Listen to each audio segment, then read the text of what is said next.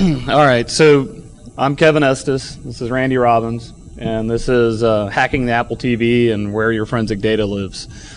Now, just to set expectations so that everyone is here, has the same understanding, we developed this slideshow based on today being newbie talks. So it's kind of high level, and it focuses on the functionality of the Apple TV, how easy it is to actually hack it to do what you want it to do. And at the end of the talk, we're going to talk a little bit about at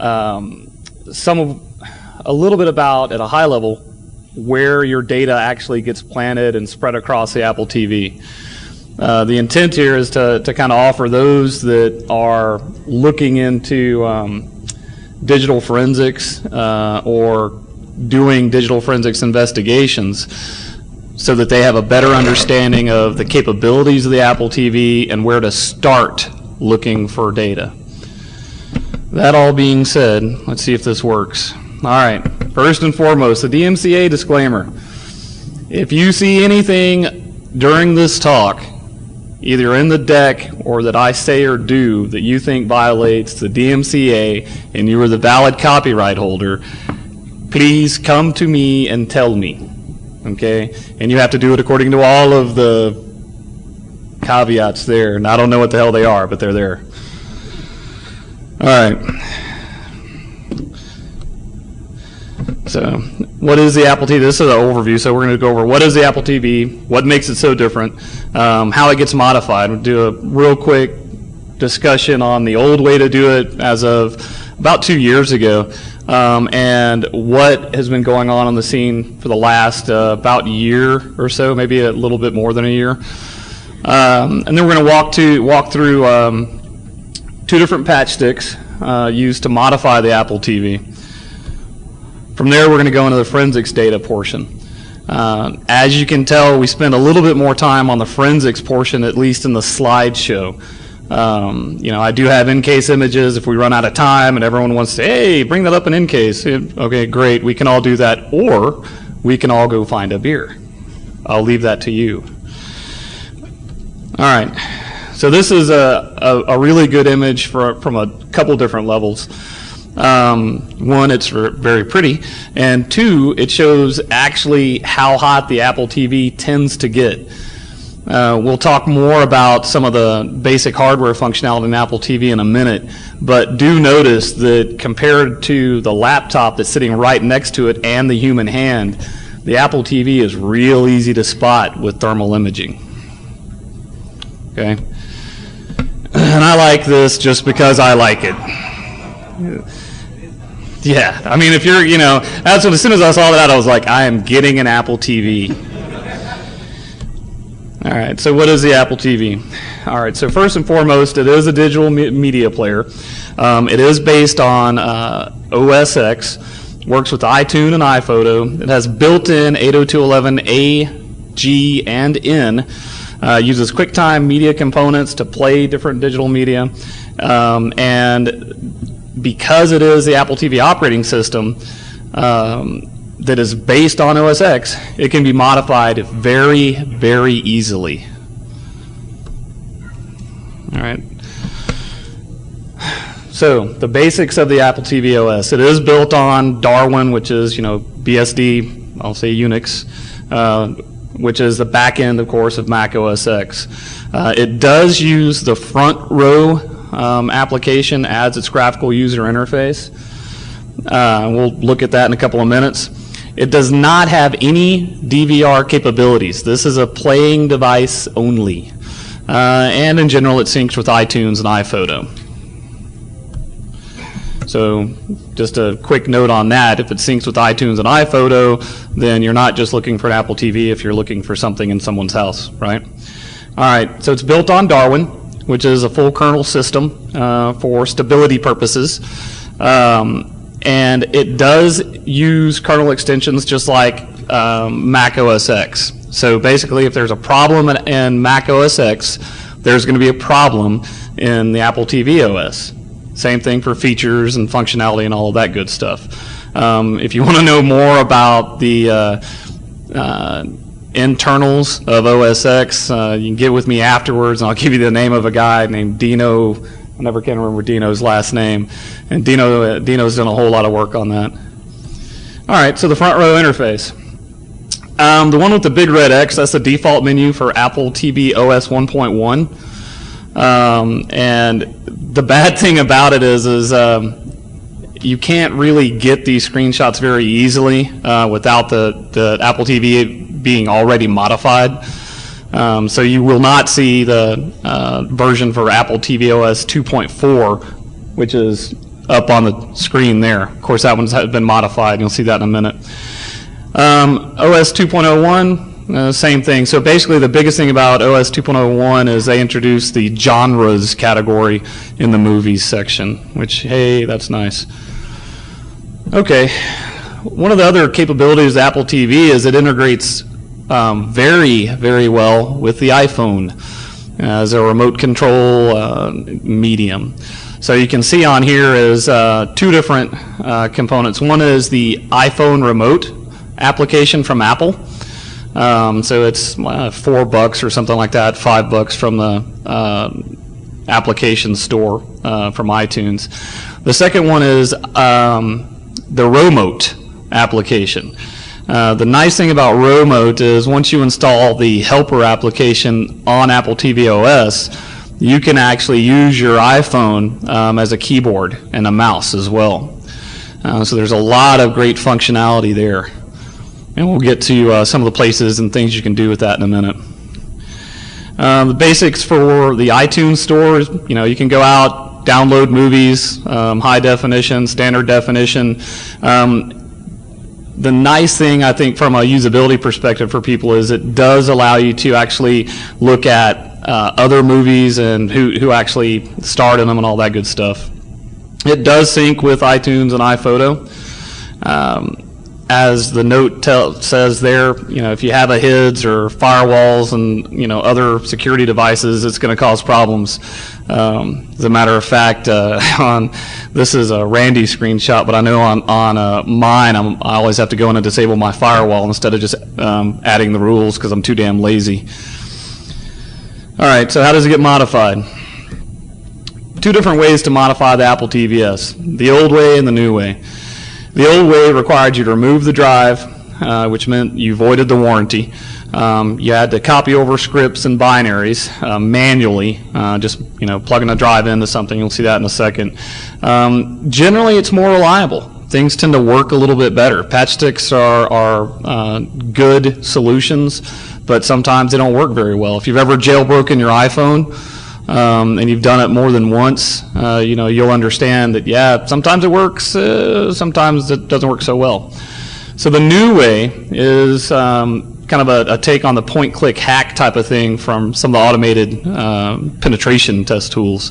Point-click modify. It's extremely simple. Sometimes stuff doesn't work or install very well, but really with the reliability, you reboot, keep the USB patch stick in there, and try it one more time. Generally works very well. On the old way, and I'm not going to spend a whole lot of time on these types of slides, just to give you a real brief overview. On the old way, yeah, you had to actually take it out, connect it. Generally, you'd want to image the drive in case you hosed it. In this case, I used DCFL DD just so that I could hash it and make sure that I didn't have any bit-for-bit errors or something. Then you had to actually copy over some of the binaries for SSH, which was time-consuming and a pain in the ass. Enabling VNC, same thing. It was not very easy. As you can see there, you had to basically download bind VNC, install it on your machine, let it run on your machine, copy over the plist. Okay, enabling the kernel extensions. All right, kernel extensions, for those of you who don't know, are those components that interface with the kernel and allow you to load basically drivers, right? So if you want to use a mouse, you need a kernel extension. If you want to use a USB drive, you need a kernel extension. On Apple TV OS 1.0, Apple said, well, let's just use OS X for the Apple TV, and they threw everything on there. And they made some symlinks, and they made a couple different directories and partitions, but that was basically it. So you had everything you needed. As of OS 1.1, they looked around and were like, oh shit, people are actually using all of this stuff. So they started removing it. So as the game goes, someone out there, a couple people out there actually looked at it and said, you know what, no, we're going to make a way to add this back.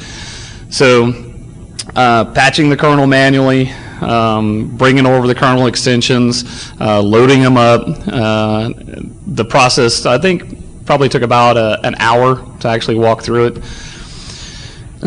Once everything loaded, of course, and you enabled it, run disk-util with the list so you can actually see, hey, great, it did find my USB drive.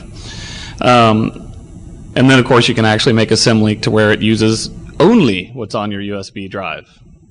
So all of a sudden, you're no longer storing digital media on the Apple drive. So you think, well, I'm going to put this on another drive, and I'm going to put thermite on it, and that way if they kick down my door, everything's going to be gone. I won't have to worry about it. All my files are on this thermite-packed USB drive. We'll get to how that's wrong in a minute. Then you actually had to install Awkward TV, which gave you the capability to install all of the other great programs. And we're going to get to some of those in a second. One of those is Parian. So if you use a Mac to play media other than what you can download somewhere out in the middle of, TV land, you're going to need Parian because you want to play other types of media, because Parian will actually let you play things other than MP4s and H.264 encoded media. So you install Parian, and then all of a sudden you can rip your movies, download them, copy them, play them on the Apple TV, you're done. So your Apple TV has probably 3 times the functionality. And if you haven't seen that movie, that's a really good movie, The Hangover. I felt like that this morning. I didn't have a chicken. But I kind of felt like, what's his name? All right, so the new way. Patchstick summary. So all patchsticks basically do the same thing. They start out the same way. It does require a USB drive. You do need boot EFI from an existing Apple TV OS disk image, right? So the boot EFI is, I don't know, in the Windows world, basically the what? NT loader? Okay. So I was going somewhere else. So, all right, from a Windows world, so it's basically like NT loader. So it's the only way you're going to be able to actually boot up the Apple TV is if you have this boot AFI. So all patchsticks have that. They're all based on some version of bootable Linux. Every one of them. And I have not found one yet that actually does not enable SSH and add your front row or Finder appliances, right? Wait, what did I put on there? Oh, okay. It adds a Finder app about appliances, yeah. They are all made for use with people with a basic understanding of computers. It doesn't require a whole lot of knowledge, right? You're probably not going to have your grandmother do this, but if your mom's been using computers for 10 years, she'll be able to do this. All right. So we're going to talk about one of the commercial ones right now. Generally, I have not been very big on the commercial patchsticks because there are some really good free ones out there that do a whole lot and enable all of the important things. The one thing I did find that's nice about ATV Flash is it actually does install a little bit more functionality, including the ability to run Firefox.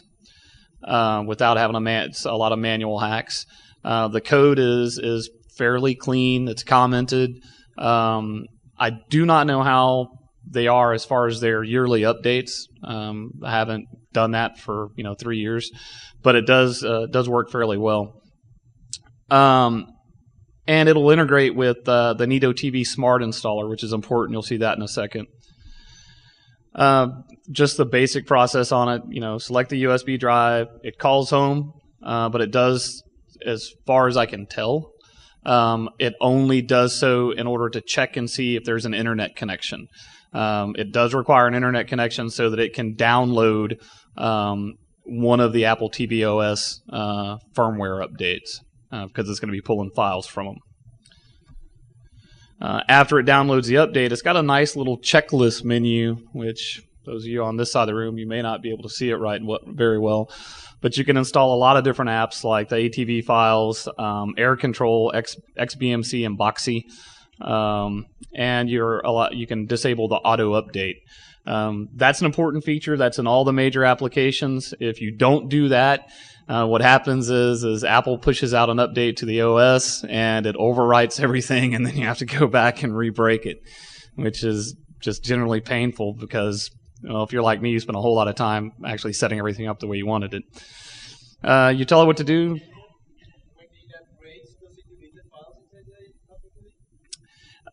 It doesn't delete the files necessarily, so you still have some of the files that are still on there, at least as far as... Actually, no. I actually think it does delete most of the files because it actually rewrites everything. Yeah. Yeah, your movies and stuff will go away. Yeah. That's one of the... See, the caveats to this is generally with an Apple TV, you're syncing your movies with iTunes somewhere. On the ones that you've bought, the record of your purchases from iTunes will stay with your iTunes account. Roger? Correct? So as soon as you reinstall, it'll ask you when you go into iTunes, it'll say, hey, do you want to download all your movies you paid for? Yep, and it re-downloads them. So you'll lose everything. It's been a while since that's happened to me, so I kind of have to think back. I disabled auto updates the first time I hacked mine, 3.5 years ago. And I haven't had it override any of my stuff since then. So, but we can do it here after we're done. So, just to make sure. This is just a real quick glimpse at the file structure. Basically, the only thing I really wanted you to see here is that there is a hidden subdirectory called root, and that's actually what's copied over to your patch stick, to your thumb drive. All of the directory structure of the applications, including the plist for Couchsurfer and everything else, at the bottom of the window, which you actually can't see on this slide here, it has everything you need in it. Okay, so this is basically a mirror image of what gets copied over onto your thumb drive. That's just a snippet of the code. It's very pretty. Now we'll just go through a quick overview ATV USB Creator. What we're going to do, just so you know, is we're going to do ATV USB Creator, and then we're going to demo it on this box over here. Do you want to go ahead and walk them through Nito before we do that? You can. Just do that. Let's go back through there. Okay. We're going to get a little bit out of order here. All right. So we're going to talk about some of the popular applications, but one of them is Nito TV, and we're actually going to set up to run Nito here in a second. So Nito TV is installed by just about all the patch sticks. It has just an enormous amount of functionality. It'll install all the kernel extensions that you need. Allows you to view RSS feeds and a lot of third-party applications. It does mount your USB drives for you. Gives you access to streaming media as well. As you can see, the RSS menu is not very functional because it's all text-based. So, and I haven't found or tried to put a different RSS reader in. Does have a large back-end functionality for settings. That's actually where the best thing is. Nito TV has what's called a smart installer, and the smart installer will actually go and download everything it needs to install the new applications, including Perion and all the kernel extensions, all of the updates. The utilities menu is nice on it because it actually goes through and you have a lot of different utilities for rebooting the Apple TV or restarting Finder or whatever, and it gives you access to the console. And as you can see up on there, SSH and all that. Oh, you're walking through too. Yeah. Good. All right. So,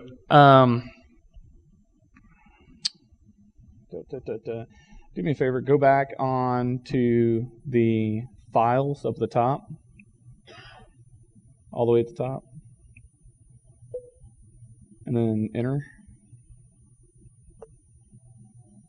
Okay, so I just threw a couple movies on a thumb drive and stuck it on there a little bit ago, and you'll notice it automatically pulls those up. It mounts the thumb drive. You can see a little disk image of them. You see a little graphic of them, right? It'll go through and play. Now, right now, I have it playing through something called MPlayer. Nito TV will install we'll have two different players in there. One is MPlayer, which is an open source media player, runs on OS X. And the other one, of course, is QuickTime. So I have these set to play through MPlayer. Keep playing it? No. I'm sorry? No, those are our MP4s, actually. Xvid will play.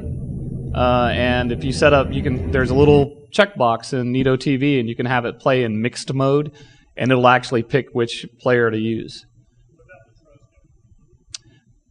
Petroska? I'm not sure. MKV files. MPlayer, I think, does play MKV files. QuickTime, even with Parian, it has problems with it. Because I did that with some of the MKVs, and I actually had to force it into MPlayer. I had to take it off mixed mode. So I stopped using them.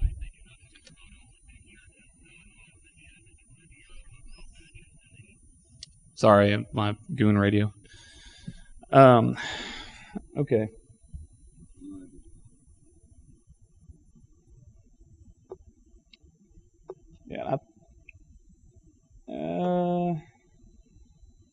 Yeah, I don't think... Nah, you don't need to go through that. Let's go back up real quick, run through the ATV USB creator. And what we're going to do is we're actually going to run ATV USB creator. If you notice right now on the menu, go all the way up to the top. So we'll walk through... We'll look at some of the apps later. This launcher menu is installed by ATV Flash or ATV USB Creator. There's also going to be a software menu in a couple of minutes. So we'll look at that in just a second. But let's just walk through some of the overview of USB Creator. I'll let Randy do that. How y'all doing? So that was my part of this presentation, playing with ATV USB Creator. It's basically an open source patch stick. It takes your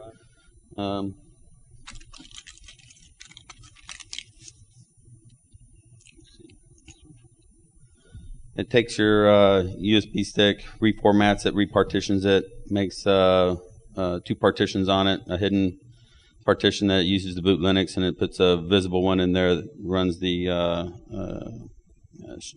scripts from. It's on Google Code. It's managed by one guy. I wasn't able to find out any more information about him than what was on the page.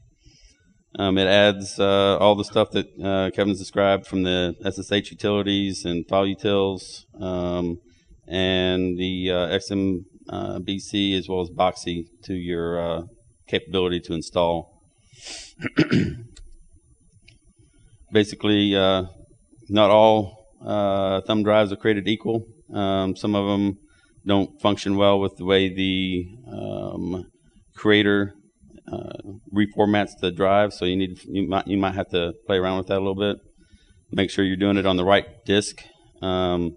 Make sure you check your disk finder or other drive disk manager. click Create Using button down below, and it'll create it. You can select a different DMG if you want. So if you're rolling your own Uber ATV recovery DMG, you're welcome to insert whatever functionality you want into it. In about 2 minutes, it'll make a ATV USB patch stick. Here's a basic layout of the scripts. It's very similar to ATV Flash. However, it's a very simple layout. So if you wanted to add more stuff into it, it'd be very easy, as you'll see later on. But I'll just kind of give you a layout of the drives right there. After it's created, the disk 2 S1 is not visible when it's mounted.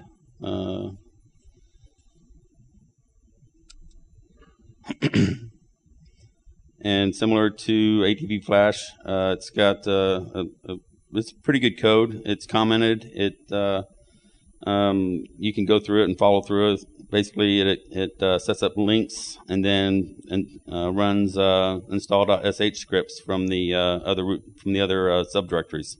So you could add your own additional install shell scripts and add whatever you wanted to into the process. And once you're done, you have the modified Apple TV with your menu. And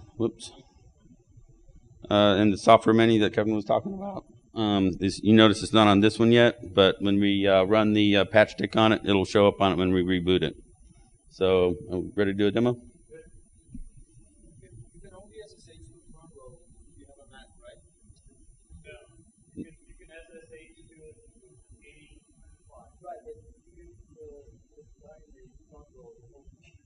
Yeah, that's the only user that's on the system by default is front row, and it's the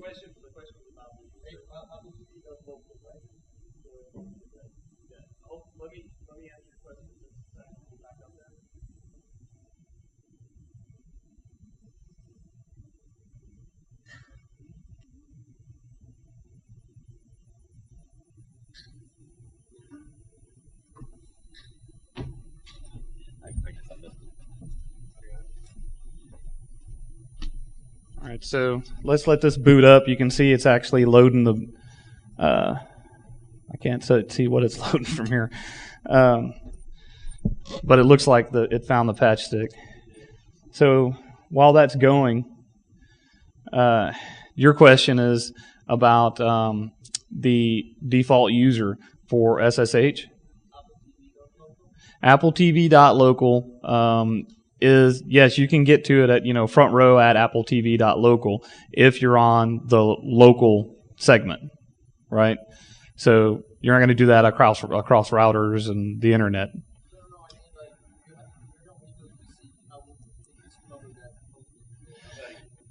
Yeah, if you're on a Windows machine, you'd use PuTTY or something like that, and you could still get to it at SSH, front row at appletv.local. It's going to go, sir.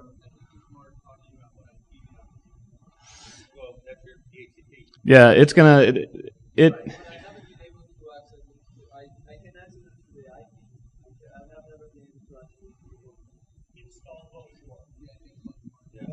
Yeah. Oh. Okay. Yeah.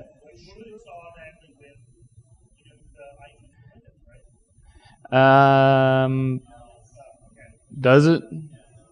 Okay. Yeah. She says yeah? Okay. Okay. I'm not my 7-year-old has a Windows machine and that's it, man. Everything else in my house is a Mac. All right. Would you believe that in I live in Texas, and the schools there moved from Macs to Windows. So I don't know. I don't. I'm not sure why they did it. Now you'll see right now that this Apple TV is booting up in verbose mode. That's just another option that you can do once you actually get SSH access to your Apple TV. So I have mine boot up in verbose mode, just like I have my laptop and my minis and everything else, just so I can see what's taken so long and what failed to load. So hopefully this will actually come up and we'll have a software menu in a second. Just so you know, to make the patch stick for ATV USB Creator, I think is, 5 minutes? At most. Yeah, I mean, it takes nothing. Hopefully this will finish booting in a second. Mine has a 40 gig hard drive. They are selling with 160 gig now. Sir? Oh, the patch stick? Relatively small. They recommend about 256 or greater. Yeah, they recommend 256 or more, but I have a 4 gig SanDisk, and ATV Flash just would not work. I threw it on a 256, it worked fine. Yeah. They're not all created equal. You know? Sir?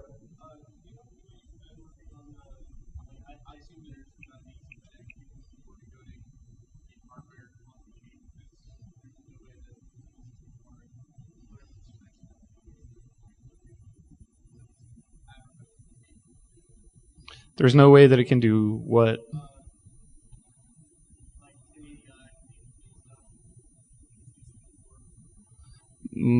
I believe that it'll do 1080i. Yeah, it'll do 1080. I don't think it's P. I think it'll do 1080i.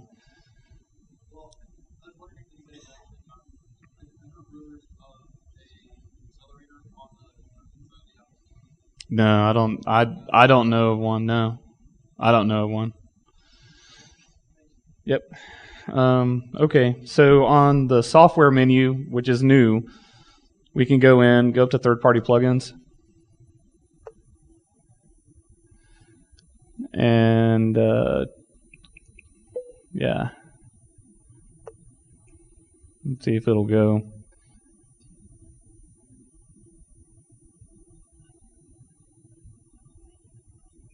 And it's thinking.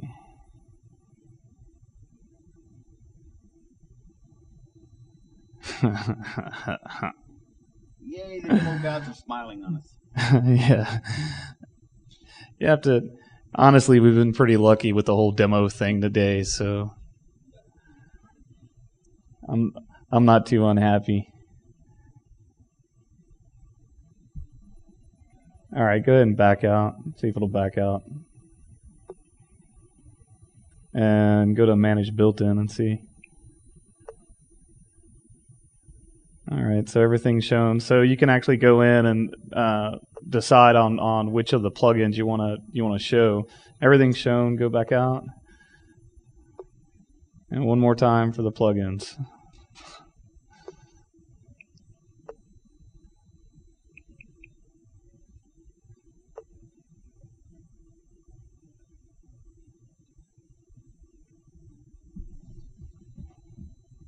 All right, so it may take it a second. Let me go ahead and go down, see what we have after this.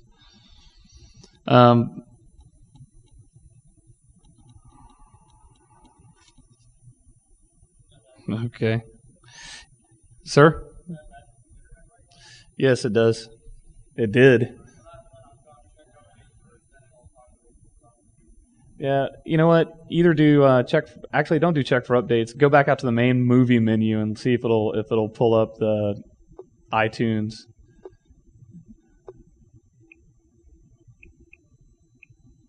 Top movies. Nope. It's got access to the internet. All right. So the key point here is that with the software, with ATV USB Creator, it's that easy to hack the Apple TV. It takes just a matter of minutes, and you've included all the functionality. You have a question?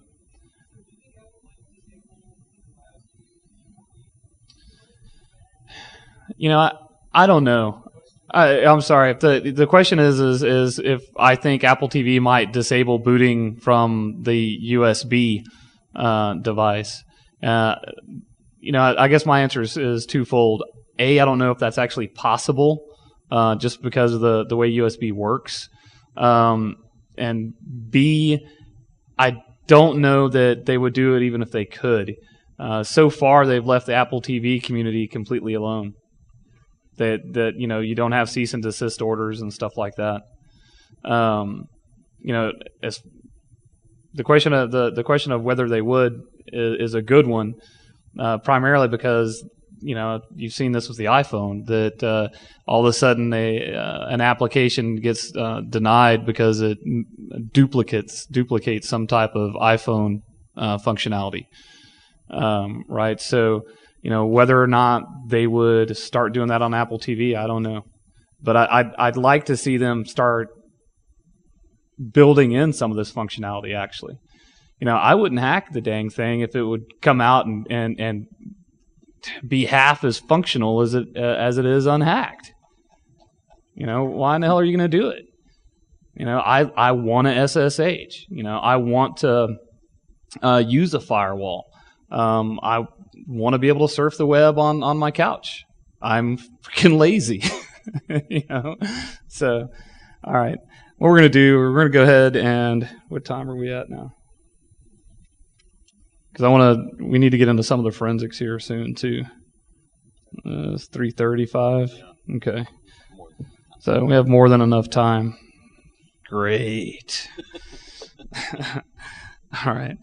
So what we're going to do right now, we had set up for the Nito TV demo. We already kind of walked through that. I want to kind of look at Boxy. Oh, so it is, and it was, and it wasn't. Anybody doing any wireless hacking in here? No, we should be connected on your hardwired speaker LAN, unless I unplugged it. You powered on? No. Here. You can just go straight to, well, this is on speaker LAN. We're not doing anything else to it, are we? No. Are we going to do any of the iPhone stuff? All right, so whoever raised his hand a minute ago about the inner check for updates on the software menu, that was you? Yeah, so apparently the top movies was cached.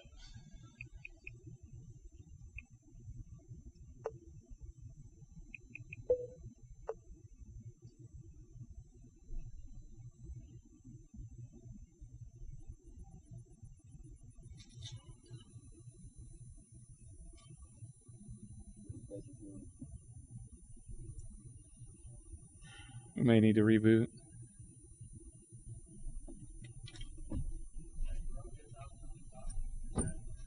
Yeah, why don't you go ahead and try the check for updates, but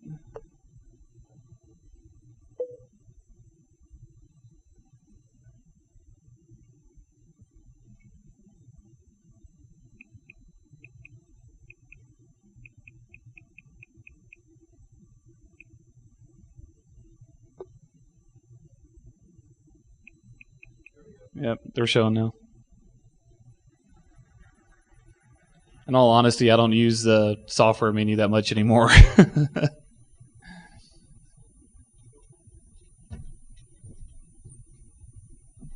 All right, go back to the plugins and scroll down a little bit. Okay, so here in the software menu, you can actually go ahead and install Nito TV. So basically, once you install Nito TV, it's going to install all of its subsystems. You can install Couchsurfer, which is a version of Safari that was modified for use with the Apple TV. And of course, Sapphire, which is basically another interface for a media player. I don't really use it very much. And then XMBC Launcher, which will allow you to play or launch XMBC, of course, and Boxy, which we're going to go over here in a second now. So anyway, the point being is that it's real freaking easy to go ahead and do this. Go ahead to Launcher. Oh, did you just install XMBC Boxy or what? No, but that's how it comes when you install it with ATV USB before it creates Launcher. Yeah. See if my launcher menu is still there. since we ran both ATV Flash and ATV USB Creator on this. I think it broke it. All right, try to launch Boxy.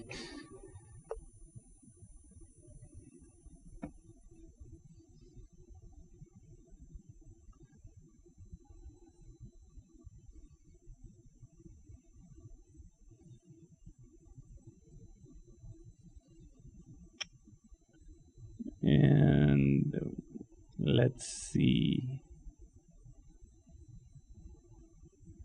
Wow, we were so lucky for so long.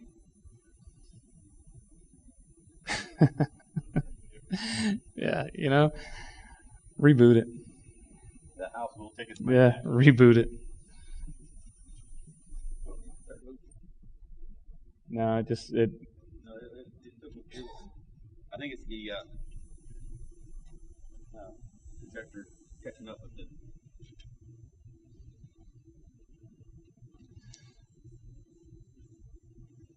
All right. The main idea here is that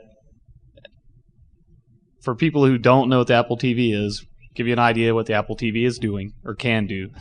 For people who are in law enforcement and maybe doing investigations, it's a good idea to understand what the Apple TV is capable of so that you know where to start looking.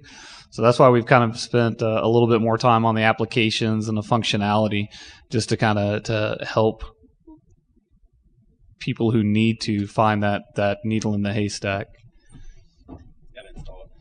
No, you don't want to do that because I'm not going to be able to log in here. I'm not going to put my credentials in. Reboot it. Reboot it, see if my menu comes back. If it doesn't, you guys can just visualize what Boxy is supposed to look like. How paranoid is that? I'm on the speaker LAN up here, and I'm like, yeah, no, I don't think so.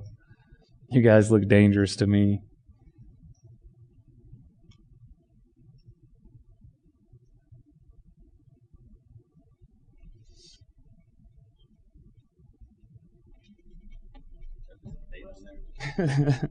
Sir?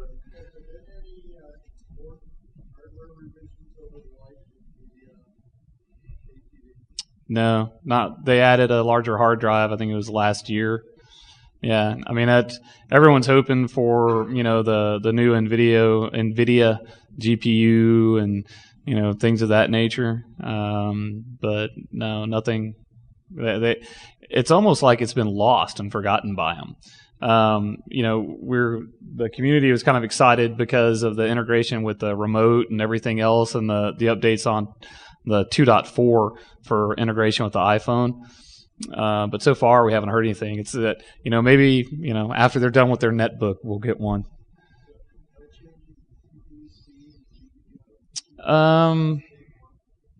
I think there may have actually been. I have the first version with the 40 gig hard drive. I think that they had a little bit faster CPU, but I don't think it was anything major.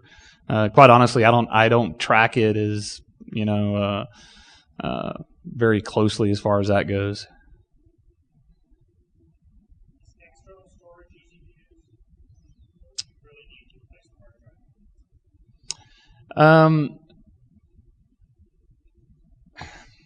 If it's probably easier to replace the hard drive as far as stability goes, just because the kernel extensions sometimes they load at startup, sometimes they don't, so you'll have to reboot.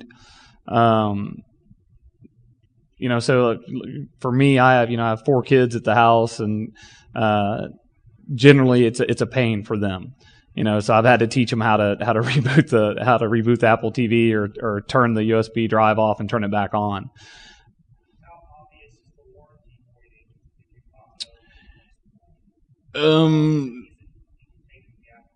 Well, it's actually if you have some spray adhesive that you can get from the art store, you can just spray that back on. That's it. There's some Torx head screws underneath. There's 4 Torx head screws. So No, it's not like if you've ever tried to open a Mac Mini, with the spatulas and everything. Yeah, no, it's not like that. And it's not like one of the MacBooks where it's like 18,000 screws either, right? No, it's 4 screws, and then there's 4 screws that hold on the hard drive. Did we come back up? It's not happy. Great. I think we broke my Apple TV. There it goes. Now, see if I have the launcher menu that's back. I mean, did it? No, go down, see if it put it down on the bottom.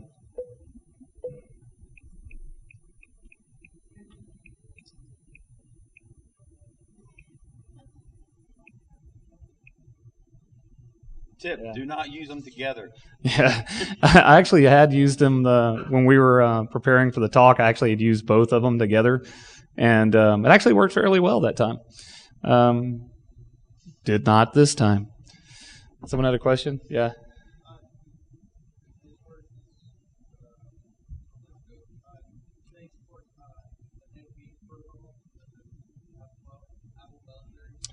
Yeah, you can actually install Apple file sharing, SSH, and FTP via Nito TV.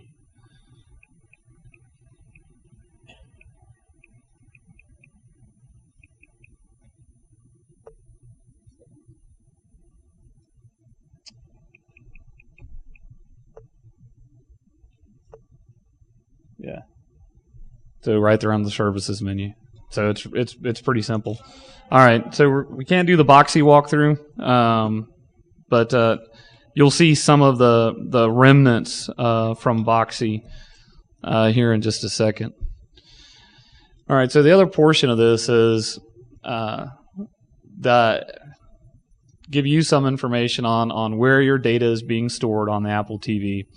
And also the investigator an idea where to look.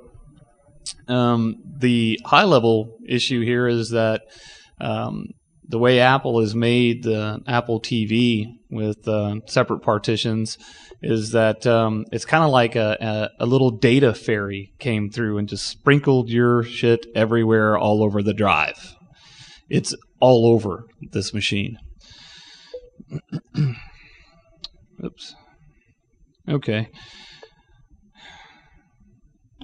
So some of the big ticket items. So we're going to talk about a hardware analysis from a forensic examiner perspective. So what an examiner needs to understand and be aware of when they start doing an investigation. We're going to talk about a software summary from the same perspective. If you don't know by now, this is kind of part of what Randy and I do in our day job. So we're trying to kind of spread the joy. Talk about some of the file structures, some of the basic forensic considerations, and then we're going to take a quick look at some of the important directories on the Apple TV and some of the areas where data is stored. The biggest issue on from the hardware side, it's a very small form factor and very low noise. There's no need for a fan or anything else on this box. The biggest issue as far as noise goes, if you want to count it as a noise, is it emits a lot of heat. It radiates heat. All right, so that's one key point.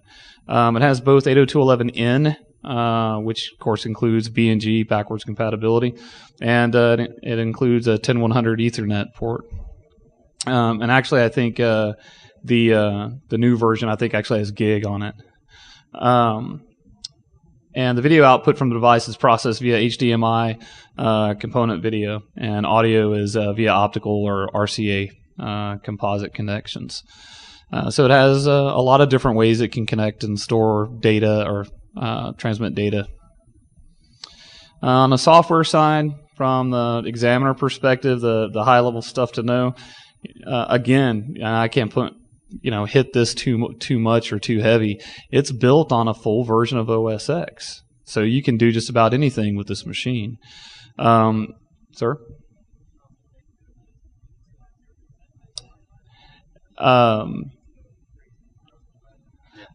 Oh, you mean it's not PowerPC? Right. Yeah, that's true. That's right.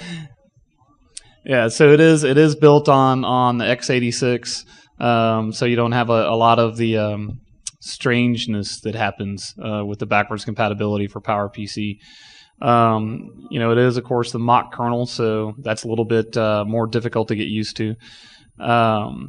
Dino Dazova, yesterday at the Black Hat talk, was talking about some rootkits on OS X, and one of the points that he made was, if, the great thing about OS X is that it makes you feel like you're learning Linux all over again. There's two primary variants of the Apple TV OS. There's the version 1.0 series and the 2.0 series. Again, the 2.0 or Take 2, the biggest issue with that is they removed a lot of quote-unquote unnecessary applications. From a software summary perspective, again, high level, it does have a GUID partition scheme. It's formatted as HFS+, and by default should have 4 separate disk partitions. So the first one is the extensible firmware interface, right? So that's where all your data is stored so that your hardware knows what to do. The second one, which is of note, is it has a recovery partition. That recovery partition stores a unmodified copy of the original version of Apple TV OS that was installed by the factory. So you can always go back and recover from the hard drive. Has an OS boot partition for all your boot files, supposedly, and a media partition for all your media files, supposedly. Sir? No, sir. Patchstick does not whack the recovery partition. It is left completely alone. One of the major things that you'll find in the Apple TV OS is it takes liberal advantage of symbolic links. This is on the screen over here. You can see pointers from the users to /mount scratch users, and mock to mock.kernel. So you'll find that all over the Apple TV. Basic forensic considerations on the discovery side. One of the things that people tend to forget is with a device this small, with all of the wireless connections it can make, it doesn't have to connect to the network that's in the house that you're in, right? It can connect to any freaking network, right? So when you're going in, you're doing an investigation, do a wireless assessment. Look and find out all of the networks that are around in the area, document them, see if you can't get SSIDs and MAC addresses and IP addresses, signal strengths, all of that good stuff, because you don't know whether or not the Apple TV is actually connected to the one in the house. Yes, there is. The Apple TV loves you, and it loves keeping track of you. Sir? Oh, I'm very sorry, guys. Yeah, thanks for stopping me. So the question is whether or not there is a log of the connections that the Apple TV makes. And there certainly is. That's one of the directories, actually one of the log files we're going to point out here in a couple of minutes. All right. The Apple TV does use property list or plist files. They are configuration files, just like in OS X. The best way, of course, if you're a forensic investigator, you're probably going to be using an Apple to do your investigation of this device. But if not, then okay, look, a plist file is an XML file. So you can just use any XML viewer or TextPad if you want. OS X, this version of OS X, the Apple TV, still does use NetInfo databases. So there is a Linux application that you can still find out there and you can see it there by Paddle Software that allow you to open up NetInfo files. Generally, you don't have to on an Apple TV. If you want to know what directories this thing is connected to and what networks and things of that nature, the normal stuff that's stored in NetInfo files, you can find it in the log files. You don't have to look at the NetInfo information to those databases. I'm it's a lot of people in the community think that right now this version of the Apple TV OS, including up to 2.4, which is the current version, is built on 10.4.8 and 10.4.9. A lot of people think that the next major version that they actually may go up to 10.5. So at that point, you don't have to worry about net info anyway. As we talked earlier, the Apple TV kernel file must be patched in order to allow you to run kernel extensions. So that file is the first indicator that something is awry. Okay, a quick MD5 checksum of that file, of the file that exists on the Apple TV, against your MD5 checksum of an unmodified Apple TV mock kernel tells you, okay, yep, this machine's been hacked. Generally, most of the patch sticks do you little favor by actually including the old original file on there. I'm not really too sure why they do that, because you can't go back once you've already done it anyway. There's no runtimes or subroutines or anything like that on the patch sticks that allow you to go, oh yeah, unpatch me. All new kernel extensions are loaded in the OS boot system library extensions, and 2 different places for SSH, for Secure Shell. If they did it manually, it's going to be in user SBin, I'm sorry. New patch sticks use a version of SSH called Dropbear, which actually is pretty functional. And that's dropped in user bin. Okay. Most of your user data is in user's front row. Okay. The default user on an Apple TV is the front row user. So just about everything that gets stored for your use is going to be in user's front row. Most of the main applications anyway. However, as it says on the slide, your data is everywhere. Now remember we said that it has an OS boot partition. That's supposed to be for booting. It's not. The Apple TV actually will store a lot of stuff in OS boot partition. Under the file systems area, if Fuse file system, mount SSH shares as a drive, that's going to be in there. It's going to put it in OS boot. Things like how you enable AFS. Or other types of file services. That's going to be in OS boot.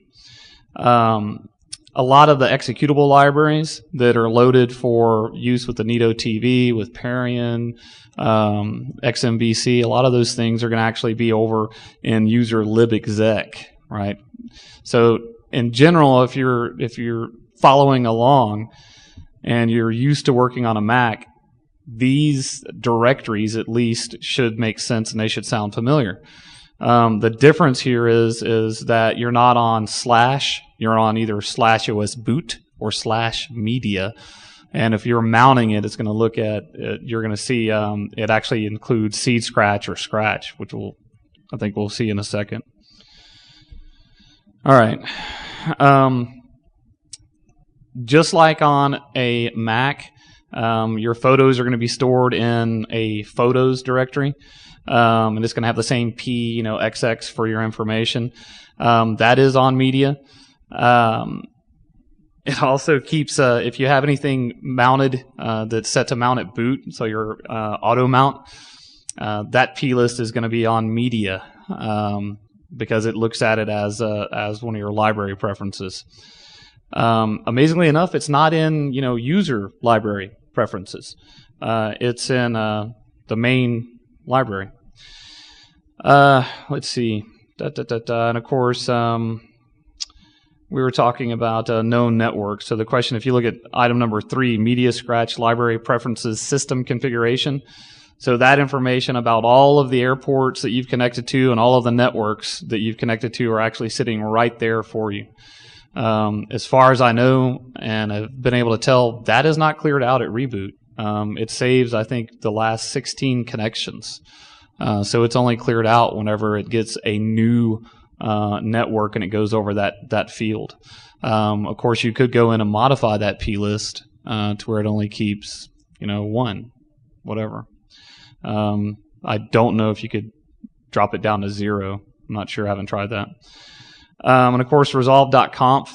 That one generally, it's primarily used just like on a Windows machine. So if you want to point the Apple update web address to 127.0.0.1 so it doesn't update, then you can do that manually. All right. The two main areas where most data resides is going to be in your logs, and it's going to be in the applications themselves. Logs, OS boot has a var log partition, and so does media.